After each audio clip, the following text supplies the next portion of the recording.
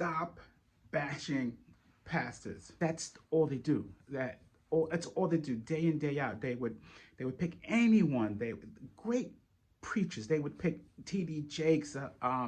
You name it. If there is a popular pastor today, people are just after them to criticize them, to tear them down. And even the ones who are turning them down, again, I think they're excellent men of God, but I think they're missing something really essential.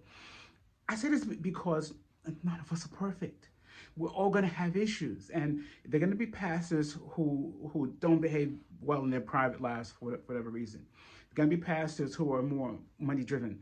There's going to be pastors who are just evil, wicked, nasty people. You know why? Because they're human, and we forget this aspect. And there's an old adage, and it says that it is very easy for a donkey to kick down a barn door, but it takes a craftsman to build it. So while there is enough critique going around regarding pastors, men of God, a lot of them, in fact, almost all of them, are working hard. They're building ministries from scratch. They've a lot of them have denied their marriages, they denied their bills. They've gone into hock. They're in bad financial shape, and by staying in the fight, they flourish. And now people want to attack them. There are no perfect people. A lot of people even attack the Bible. They say the Bible is corrupted because so many people put their hands on it. It's been interpreted properly. But let me tell you, that's what God chose to bring us to Him. Just like these pastors, that's what God chose to bring us to Him. And if a man or God is maybe too sensual in a certain area that we don't like, that's because He's assigned to those people who are like that, so He can bring them in. If a man or woman of God is monetarily focused, it's because He's going to attract those who are monetarily focused, and He's going to bring them in.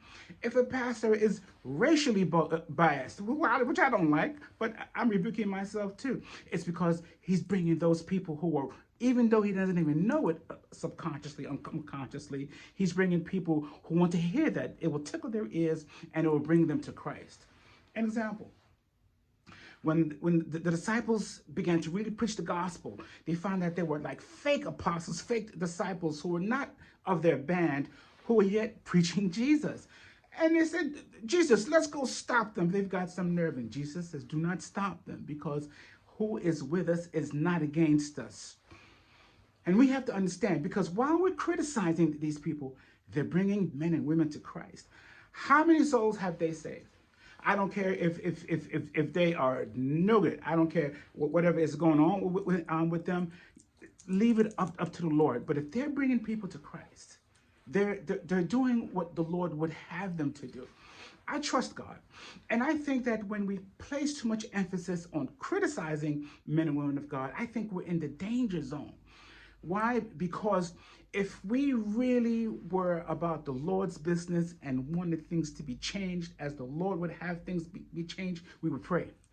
We would pray for these people. And the reason why we don't pray, I don't pray sometimes because I want to take matters into my own hands. I think God is too slow.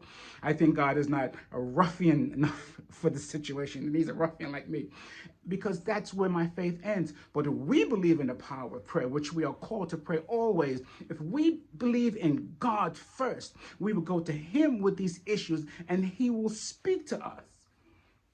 Many people feel that they're doing the work of the Lord, that they are prophets, they're doing what says so in the Bible. If you were a prophet by God and called by God, there should be signs following. Let's see you make an axe handle float. Let's see you make a boy who was dead come back to life. Split the Red Sea, if you will. Stop time and turn back the sun. Bring down fire and burn these prophets who you say are no good. Well, I'm saying put the brakes on your situation. You have to first work out your own salvation in fear and trembling. We can always find fault. There's always a splinter in somebody else's eye. And I'm saying to you, relax. You've got to trust the Lord. You don't have to like the way sausage is made. You don't have to like the way these people are doing their thing. You have to trust God. And if God, if God is on high and he's looking low, he's in charge. You have to trust him. Because if you don't trust him, want to take matters into your own hands, you make fundamental errors. And you'll have to answer for that. I'm reminded of even the example of John the Baptist. And John the Baptist did the best he can, but he was led to the slaughter also. He had his head removed, but he was able to deliver the disciples to Christ. Even David, he was in the genealogy of the Lord Jesus Christ. Corrupt, no good. His family. And in fact, if David was alive today and was one of our leaders, given the scandals he has had with killing somebody's husband, raping somebody's wife, and then the kids acting like Jerry Springer, they would be canceled out. But the Lord did not cancel this man out. He said he was a man after God's own heart. We have to be very careful in this situation. Moses made many mistakes. A guy who was a murderer and he beat a man to death, and he's going to show up and says, I'm here to deliver you. That might not work for all of us, but the Lord knows what he is doing. He named every genealogy in the Gospels, except for John, on how Jesus was brought forward. And these genealogies are nothing but men, corrupt men, no good men. Go back to Adam, no good, all of them.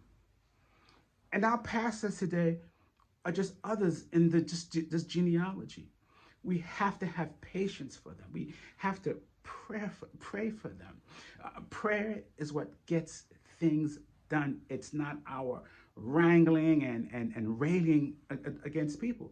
We are warned to avoid all these philosophical, theological issues. That's not for us. Because what the Lord asks us to do, when the Pharisees were always fighting with the Lord, and I always say this, is that he said we have to love God, and then love our neighbor, and then love ourselves.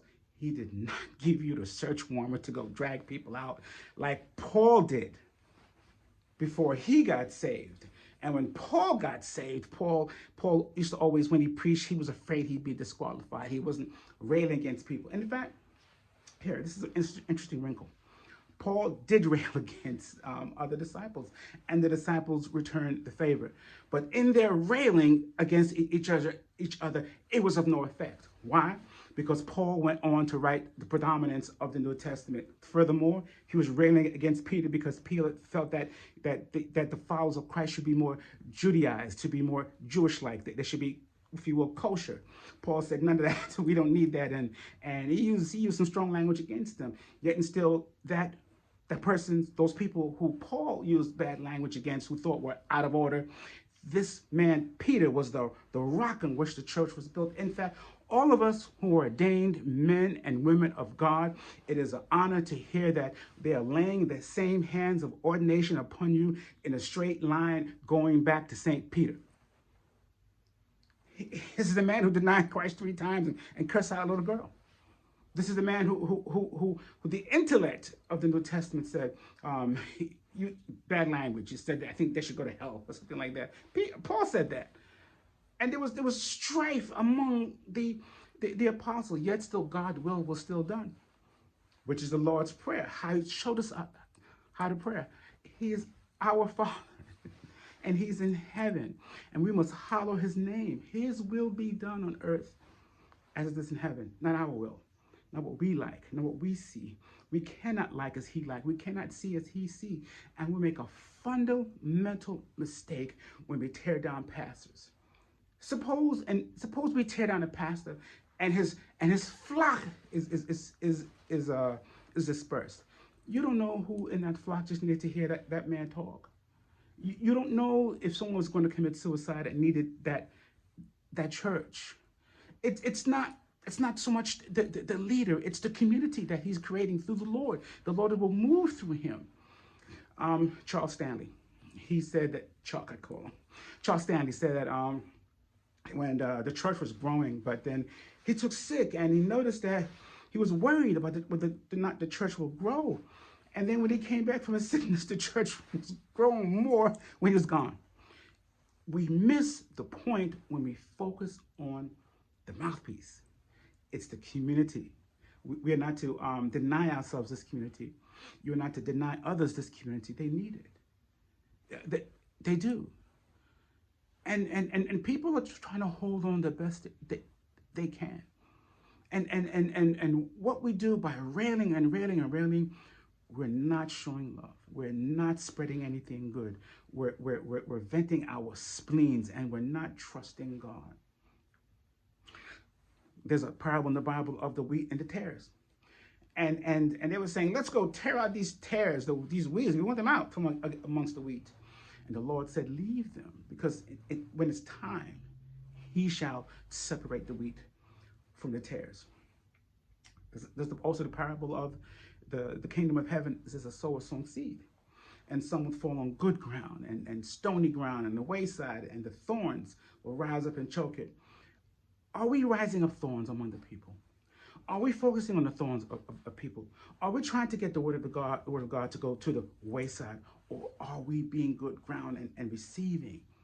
What are we doing here?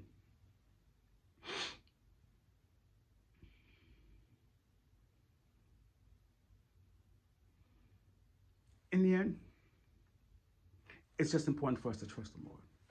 It's just not good for us to rail against men and women of God. If we have an ought against our brother or our sister, we go to them privately. And if they don't change, then you can just fellowship yourself. But to tear a person down is wrong. The tearing down of men and women of God is wrong. If they're in their error, trust God. And if you trust God, you have no need to take up weapons against people. The weapons of our warfare is mighty, but not carnal, for the pulling down of strongholds. It's not anything that we can do, is what the Lord says do. And we just have to stop. This is a profession that we're in. And this is a high calling that we're in.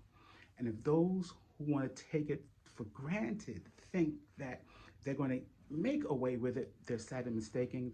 They're making their place for themselves in hell, and let them do that on their own. Lastly, no one can curse what the Lord has blessed. Remember Balaam. Let's see, Balaam was a prophet, if you will, even a pastor, right? And he decided to speak to the people of God in such a way as to curse them. He couldn't do it. It's the same for every pastor over a congregation. They may try to do it, they can't do it. I believe God that way, that any person, the power of God is so important over his flock, that any person who tries it, who tries to tear them away, won't be able to do it. Furthermore, to gain the right to really to disparage men and women of God, and to act like we're filled with holy unction, I don't think we want to be filled with holy unction, most of us, because all of those prophets who warned, who cast judgment, suffered. Jeremiah, Ezekiel, all of them were killed. And until you live a life, and they all live a life that was very similar to the life of Christ, and none of you are living such a life. And so just stop. And I'm sorry for saying that. None of you are living such a life. So while I think the intentions are good, or the intentions have honor interlaced, it's not sufficient. We're going to really, if you really believe in God, and you really believe that he has all power, and that he is omniscient, and he is omnipotent, then you have to trust him with pastors who you disagree with. Disagree with them, of course, but don't destroy ministries.